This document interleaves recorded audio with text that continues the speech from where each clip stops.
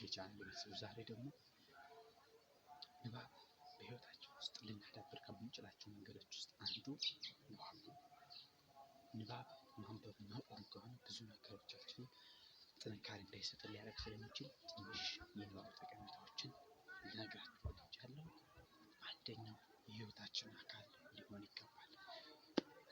ሶሻል ሚዲያን መጠቀም በብዙ መንገድ ቀለል አድርገን ስለምንመለከተው ብዙ ነገሮቻችንን እየሰራልን ነው። ለትምህርት ለስራ ንባብን በዛው ልክ የተዘጋጀ ነገር እንድናዳብር ስለሚያደርግን የህይወታችን አካል ልናደርገው ይገባል። ማንበብ የምናቆም ከሆነ ብዙ ነገሮቻችንን አዎንታዊነት እንዲያደርግ አይችልንም፣ ራሳችንን እንድንመለከት ያደርጋል። ስለዚህ የንባብ ህይወታችን ጠቃሚ እንድንሆን ሊያደርገን የሚችሉ መንገዶች ምንድን ነው?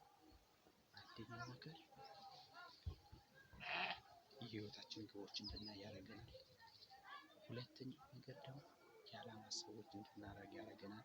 ሶስት ጽናት ያለው ሰው እንድናደርግ ያደርገናል። አራተኛ ደግሞ ቤታችን ውስጥ ያጋጠሟቸው ነገሮች እንዴት እንደተወጣጡ ሰዎች ተሞክረው ልምድም ልንወስድ ሊያደርግ ይችላል። ስለዚህ እነዚህን አራት ነገሮች ቁልፍ ማድረግ አለብን። አሁን በአሁኑ ጊዜ የንባብ ስኪላችን በጣም ያወጣል። ለዛ ምክንያቱ ደግሞ ሶሻል ሚዲያ ነው። በሶሻል ሚዲያ ውስጥ ጎልቶ መታየቱ የንባብ ሂደታችንን ደግሞ እየዘጋ ነው። በየሰዓቱ ሶሻል ሚዲያ እንድናይ ያደርገናል።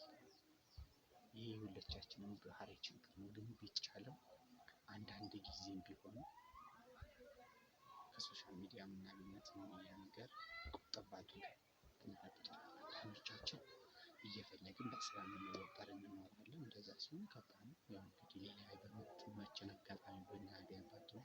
አንዳንዶቻችን ሰፊ ጊዜ እያለን አሁን የማንበብን ሂደት እንትናለን። አሁን የሚያነብ ሰው እንደሚጎረኝ አሁን አንዳንድ ሰው ልቦለድ የሚሆኑ ሌሎችም ነገር ያነብ ይሸመድድና አንባቢ ለመባልም የሚፎልል ጎራ ያንን ነገር እውቀት የምናገኝባቸውን መንገዶችን መፈተሽ ይኖርብናል።